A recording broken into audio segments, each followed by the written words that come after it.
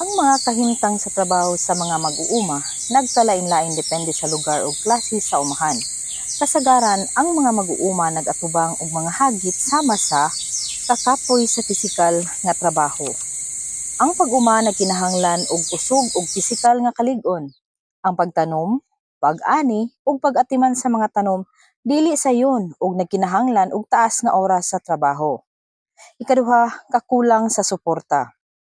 Daghang mga mag-uuma ang naglisod sa pagkuha sa mga kagamitan ug teknolohiya nga makatabang sa ilang trabaho. Ang kakulang sa kapital ug mga pundo mahimong usa ka dako nga problema. Ikatulo, pagbag-o sa panahon.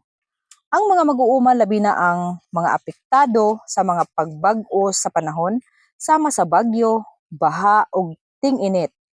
Kini makadaot sa ilang mga tanom ug makaapekto sa ilang kita. Ikaapat, presyo sa produkto. Ang presyo sa mga produkto sa umahan usahay dili patas ug dili makatarunganon. Ang mga mag-uuma usahay maglisod sa pagbaligya sa ilang mga produkto sa presyo nga makabawi sa ilang gasto. Ikalima, kahimsog ug kaluwasan.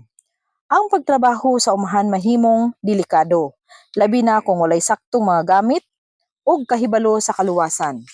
Ang mga aksidente ug sakit tungod sa pisikal nga trabaho o exposure sa mga chemical mahimong usa ka risgo.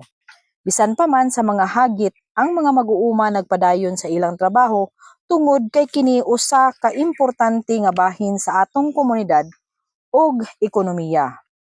Higala, unsay imong ikasulti bahin niini? Daghang salamat sa inyong pagpaminaw. Ug dinhi na lamang kutob